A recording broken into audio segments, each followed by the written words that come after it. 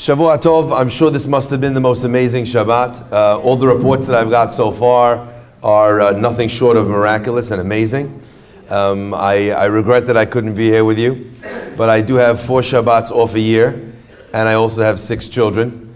And if I want to stay married and I used one of my 4 on you, we would have a problem.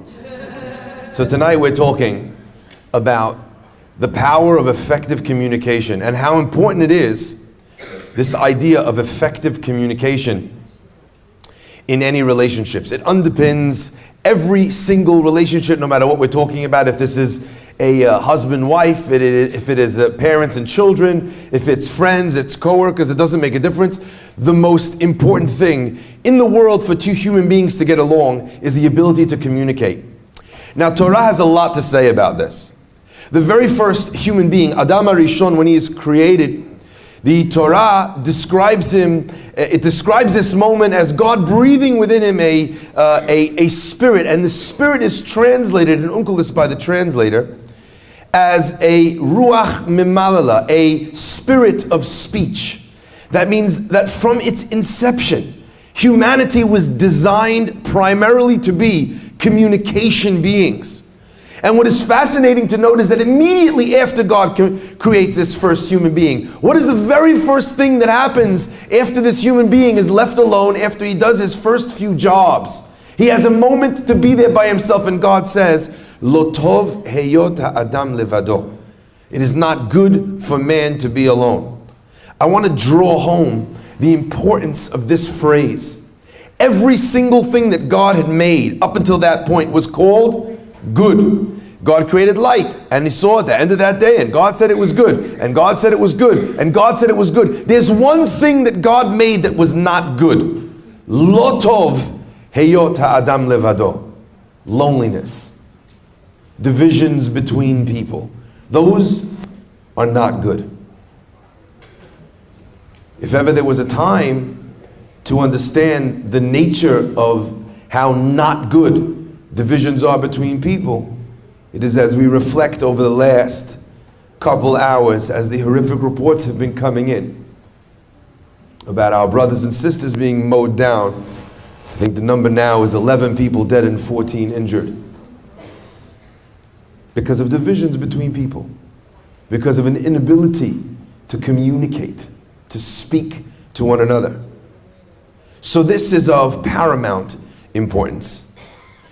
However, this world topic, this topic which I think is relevant to each and every person, is a topic that could take us a very long time. So I'm going to try and squeeze as much as I can into the time that we have together. Rabotai, ladies and gentlemen, the very first mistake that people make when they think about communication is that they think communication is speaking.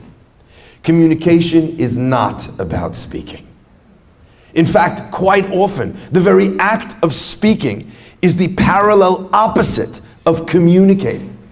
In the initial term of communication, its root word is rooted in the word in Latin. Again, I wrote it down here because my father's from Syria, so I'm part Arabic.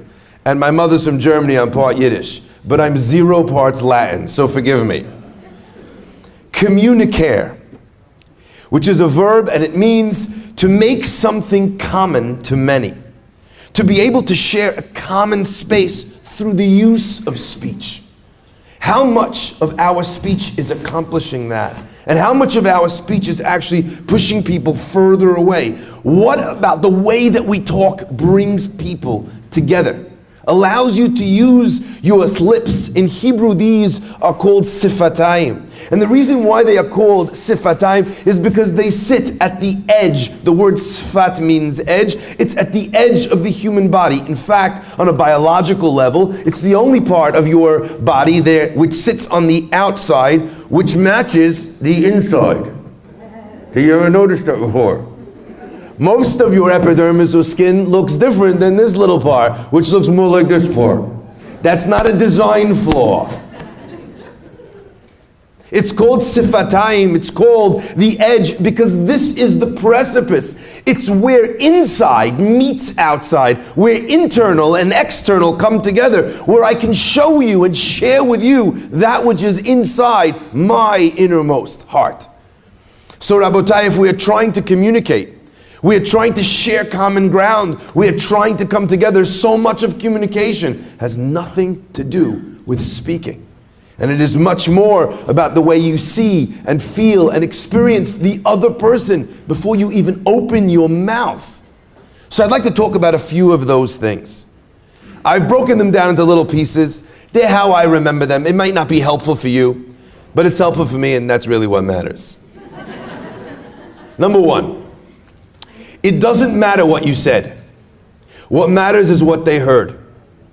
One of the most beautiful laws of this universe that I've ever come to be able to understand through my learning of Torah is, and it's a bit of a tongue twister. You ready for this one? We do not experience experiences. We experience the way we experience experiences. Thank you very much. No, I do not have a stutter. Let's try that one more time. We do not experience experiences. We experience the way we experience experiences. So let's break that down for a minute. Imagine you're sitting at home and all of a sudden there's a noise downstairs. Bum, bum, bum, bum. How many of you, by the way, raise your hand, let's be honest for 1 second. We're friends, we met like 3 minutes ago. We're friends, right? How many of you have, when you hear a sound in the night, a robber plan? No, have you not developed a robber plan? A robber plan is when you, in your mind, envision, first of all, the places where you could hide. Second of all the sharp or blunt objects in between you and the front door that you could potentially use as a weapon. Anyone? No? Just me? I guess it only happens when you're robbed. Yeah, you got it as well? All right. Okay. By the way, I mean, it's only fair. About 30% of the room had a robber plan. I just feel, I don't know, is anyone here in insurance? It's a room full of Jews. No, not anyone scammed insurance. Is there anyone here in insurance? Anyone? I feel that anyone who has a robber plan should have a lower premium on their homes because we've got a plan. Those other people, they're just running around, things going bump in the night. So, this experience, imagine you're in your room and all of a sudden something is moving, something is making noise. You don't know what to do, you start flipping out, you call out, you go to your, Chana! That's my wife's name, you shouldn't yell Chana, that would be weird. This is not part of my plan that I'm using for everybody else, right? So you yell out your wife's name, is that you? It's not your wife, now you're getting nervous. You yell out your kids' names in order. Yeah, try that, right? And eventually, no one answers. But you're sure you heard that noise, and you run downstairs, and your heart is pounding. You are not being robbed. Maybe there's a mouse in your living room. You are not being robbed. Maybe your house is doing that weird thing that houses do when it changes in weather. We get fatter when it's, maybe that happens to houses too. Don't judge. You don't even know me. Rabotai, are you with me on this? In that moment, the fear is real, the trauma is real. You're not experiencing an experience, you're experiencing the way you're experiencing an experience. If your child feels bullied in school, whether or not they were actually bullied is nearly irrelevant. If someone feels that you don't care enough about them because you're not communicating your love, does it matter that you love them or not? Irrelevant. Heard this joke once. I'm Sephardi, so I'm allowed to say this. If any of you say this, I'm going to sue you. A woman comes to her Sephardic husband and says, how come you never say that you love me? She was Ashkenaz. So he says, I don't understand. I told you I love you under the chuppah. If something changed, I'll tell you.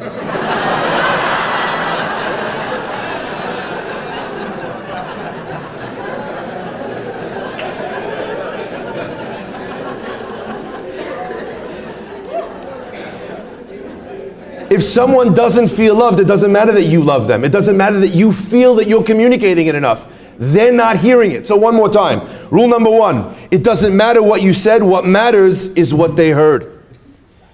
And often, what we're trying to say is having the exact opposite effect of what we are anticipating about what we're trying to teach. I remember when I was a young man, yesterday, when I was driving in Israel down one of the streets, and I noticed that one of the Machlis boys was sitting there outside the Mir Yeshiva. It's nearly 3 years this week that we lost Henny Machlis. I will speak a little bit about her tomorrow. Amazing couple from Israel whose hearts were enormous. They welcomed everyone into their home. Often you could find 150 people crammed into their living room, dining room space. They did not have a big living room, dining room space. They had the custom that some people do where they would wash before Kiddush. Some people do that because they can't be bothered to get out of their chairs. In the Machlis home, that was the custom because you could not get out of your chair once you sat down. Everyone was strategically packed into benches like sardines. And one day, I'm driving and I see this boy, Henny Machlis, her son, and I pull up and ask him if he wants a ride home. I'm not a tzaddik, he lived next door. He says to me, sure. He gets in the car, and immediately I ask him the following question. I said, can I ask you a question? I don't know why we start that way. Does anyone know why we do that? That's just an unnecessary first question. We're not getting paid by the question. Pointless. Either way, so I said, can I ask you a question? And he says, yes. And I say, you know, I'm sure that your parents are desperate to inculcate each and every one of your children, or their children, with a love and a desire and an ambition to do beautiful chesed, to welcome people into the home. I said, but there's 16 of you, Kenai Nahara. Now, maybe you have 1 or 2 or 3 or 4 or 5 or 6 or 7 or 8 or 9 or 10 or 11 or 12 or 13 or 14 or 15 that are cool with it. But that last one, like, what if you just wanted a quiet meal? What if you just wanted to eat and go to sleep? What if you had an exam? So maybe, instead of teaching the children to love chesed, maybe they were teaching their kids to resent it. You know that? And I thought I got him. And he smiles at me. And this is the difference between great communicators and us. He says, you're absolutely right. That's why there was a sign on my front door that says that dinner starts for everybody at 7 p.m. Before which we had an entire other dinner for our family where we did Kiddush, did the challah, did the meal, did the benching, finished the entire meal, and any of the children that wanted to stay for meal number 2 for everybody, kol hakavod, great. But if you wanted that quiet time, you had it. They were aware of the fact that sometimes what we're putting out, what we're trying to say, is actually communicating the opposite to the people we are trying to communicate it to. If anyone here has ever tried to force their teenage children to do things they don't want to do, can I get a hallelujah?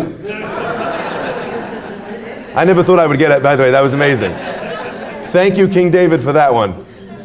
Do you understand this? So we're harassing the child with what we think we want them to do, but actually the result is exactly the opposite. It's so important. And I'm going to quote to you the Gemara. The Talmud says in Yevamot, on page 65, the person who laughed was never going to check. Right? But now you know. And you can say this and impress your friends. The Talmud in Yevamot on page 65, B, by the way, says, Ve'amar Rabbi Ilai. Rabbi Ilai says in the name of Rabbi Elazar Bar Shimon, Kishem shemitzvah al adam lomar davar nishma. Just like it is a mitzvah to tell somebody, davar hanishma, something which can be heard. A bit of tochacha, a bit of rebuke, a bit of constructive criticism. Just as it's a mitzvah to encourage and to teach someone when they can hear what you're going to say. Kach mitzvah al adam shelo lomar davar she'enu mitzvah, she'enu nishma. It is a mitzvah to not say something that someone cannot hear. Could you imagine not saying something and getting a mitzvah? Holy cow. That's amazing. The Talmud continues. Rabbi Abba Omer, Rabbi Abba taught, It's not that you get a mitzvah for keeping shtum, but rather, chovah, it's an obligation. You're obligated, you're not allowed to say something to someone that you know that they cannot hear. I feel like sometimes we need to rethink the entire way we communicate with teenagers. Sometimes we need to rethink the entire way we communicate with our spouses when they are angry. Let me carry on. Rule number 2. If communication is about bringing people together, if it's ruach memalala, if it's an ability to communicate, and immediately afterwards, he's this communication being, and God brings him every other creature on earth, and Adam looks at the giraffe and he says, it's not for me, too tall. Then he looks at the dung beetle, I don't need to go there. He looks at all the various things and says, not for me. And finally, he sees Chava, that God creates him, because lo tov heyot Adam levado, and he knows that it's her. Because she was the only other communication being in the world. If that's what it's about, unifying people, make them see that you are on the same team. So often, the visual is two people on opposite sides of the table trying to move the line, push the boundary further to you, closer to me, whichever way, make you. But if you could change the dynamic, where each of the people involved understood that it was me and you against the problem. Look, everybody has teenagers, everybody has kids, and your kids are going to want a smartphone and they're going to want technology. What are you going to do about it? What are you going to do about it? Have a plan, talk to them about it. But the last thing in the world you want is for them to feel that it's me and technology against you. It's me and the friend that you don't want me to hang out with against you. It's me and the girl that I want to date against you. No. It's my job as a parent to look out for you. And I might be getting this wrong, but this is why I'm thinking what I'm thinking. Hear me out. The minute that people are looking together at a problem, everything changes. I remember reading an amazing quote from a man whose name was Antoine de Saint-Exupéry. I think I pronounced that right. I'm not French. Sorry? Saint-Exupéry. I knew it had to be something like that. Can I just give a detour here? Could you guys mind if I go on a detour? I'm tangentially challenged. Is that okay? I remember when I was coming back from Israel after learning, and I was going to start going to Lakewood and start the day. So my last trip out with one of my good friends. And we decided that we were going to go on our way home. We stopped in France. We knew there was kosher food. We were not going anywhere where there wasn't kosher food. That whole thing with the George Foreman grill, you bring frozen stuff, not for me. So we went to Paris. And I asked someone, as I got off a train in the area, because we knew we were getting the right train, we went to Euro Disney. And I got off the train, and I said to this guy, in the most universal way possible, where is Euro Disney? And the guy says to me, I can't do the accent, so I'm going to need to ask you. He says something about not speaking, do you speak French? Could you give that to me? Feed me the line. Parlez-vous français? I said, no, English, but this is the universal sign for where. Euro, you know, and Disney is our word. But the charade continued. Français, français, français, and I knew he knew English. Oh. So he turns around to walk away, and I jab my friend in the ribs, and I'm like, I'm going to show him. And he's about to step into the street, and as he steps off the curb, I say, look out for the car! And he jumps back, and I say, you don't speak English?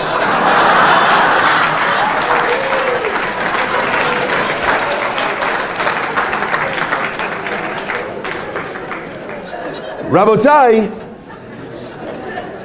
and Rebbetzinotai, make them see that you're on the same team. The quote from that person that I'm not going to try and say it again, he who shall not be named, him and Voldemort. Love does not consist in gazing at each other, but in looking outward together in the same direction. The challenge of solving problems with communication, which is the most important time to communicate, but somehow the time that we are worst at communicating. In that moment, try to be able to look outward in the same direction. Don't look at them with love. Look together at the problem. And if Be'ezrat Hashem they see that, then they'll know that this is not you trying to angle for your agenda, but rather you trying to help them get to the better place. Number 3. We could go all night, but we're not going to have all night. We have about 10 more minutes. Okay. Number 3. Understand someone's communication, even when they are incapable of saying it.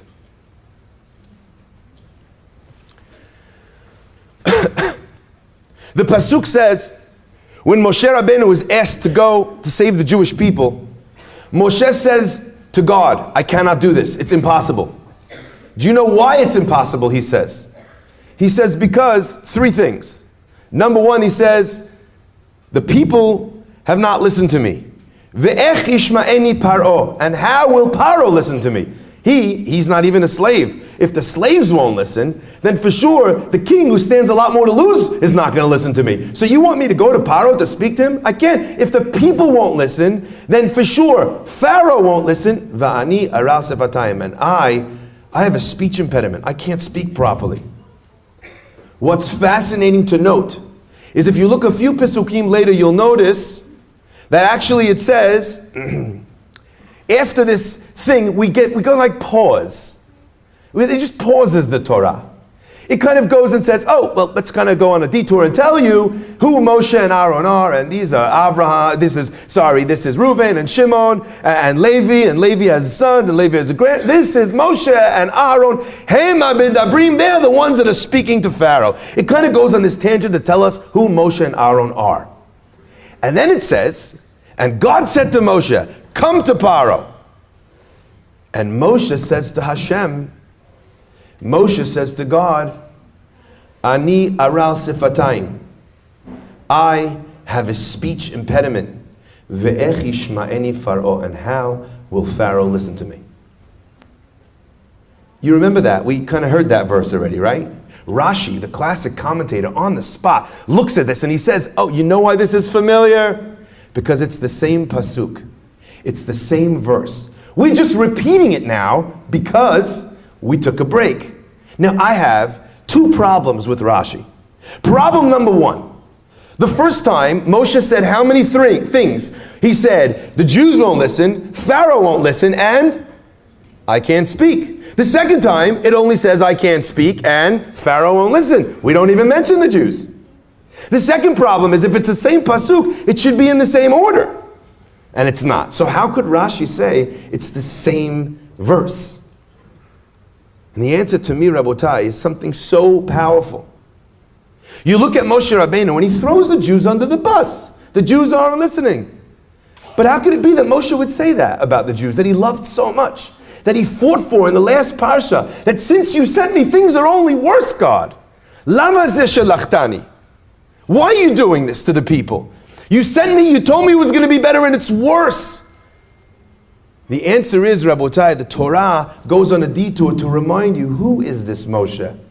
Who were his parents? The leaders of the Jewish people. Who's his mother, who risked her life to be able to deliver the Jewish babies, same as his sister? This is the cloth from which he is cut. Rashi calls them a person who's looking for diamonds and cannot find them until he finds the exact right two. And he found the diamonds of the Jewish people. This is who we're talking about. Now that you have the context of who we are speaking about, let's look at the verse again, says the Torah.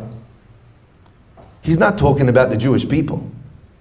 That's not what Moshe is trying to say. Moshe is saying, more than anything else, how often does this happen to you? I remember a student told me that they were not going to apply to Oxford. They were going to check out universities, and they decided they were only going to apply to Birmingham. Good university, not like Oxford. So I said to him, what's the deal? And he says, oh, well, Oxford like this, and Oxford like that, Birmingham like this, on and on and on. And he goes, oh yeah, and also, my girlfriend's in Birmingham. That last thing right there, that last bit, that was the bit. When Moshe's talking, and he says the Jews won't listen, Paro won't listen, that's Moshe's existential angst.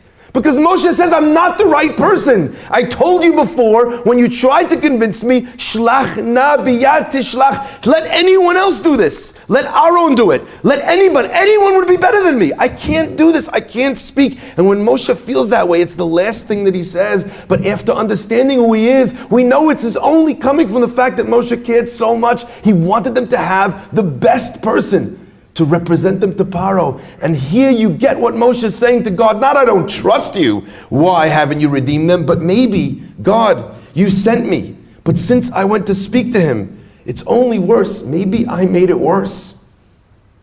That's how Rashi says it's the same pasuk, but then seen through the context. Sometimes we take the words of people so literally we forget from whence those words came. What is this person's history? What is their background? Where are they coming from? When you have the context of who they are, it's a completely different story. You actually hear what they are saying.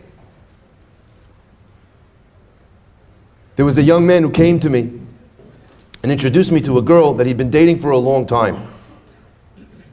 And the girl asked to speak to me after this meeting. And she said to me, Rabbi, I need to speak to you. It's very important. I said, what's up? She says, I'm breaking up with him. I said, no. Why are you breaking up with him? This is so perfect. She says, because he clearly doesn't love me. He can't commit. He can't commit. And my heart broke. Not because she said she wouldn't carry on with it, but because I knew that this boy's problem was not commitment at all. What I knew was that this boy had witnessed firsthand how his mom had dismantled his dad, had walked out on a marriage before she walked out on their marriage. But I couldn't tell her that this was the problem. So I said, please, just give me 1 week. Trust me, 1 week. She says, 1 week I'll give you. I went back to the guy and I said, you and I know why you haven't asked her the question yet. But she doesn't. And she's misreading the communications that you're putting out. She doesn't know this part of your history, this sensitivity. She doesn't know that when you look at her, you wonder, are you going to be a repeat of his mom? He managed to gather the courage. And by 1 week later, that deadline, they were engaged and today they are married. Rabotai, ask who it is that is saying these things that you don't like to hear. Because maybe they're coming from a place which is different. Ask what their history is. Does what they say jive with the way that they've always behaved towards you? People tell me, Mom said this, my dad said this. I said, in their entire lives, have your parents done anything but love you? Have they done anything but support you? He said, no, but now that she said this, I'm walking away. I said, calm down. Is it at all possible that the entire history proves that you're misreading this one statement, this one sentence? In fact, the Mishnah says, we should judge every person for the benefit of the doubt. But a deeper insight into those words might reveal what we're discussing here. Before you judge a person on what they say, what they've said to you, maybe judge the whole person. Who are they? Who have they been to you? What are you throwing away for this? I have about 3 more things to say, 3 more rules, but I only have 3 minutes. So we'll get maybe 1 more in if that's okay. I apologize.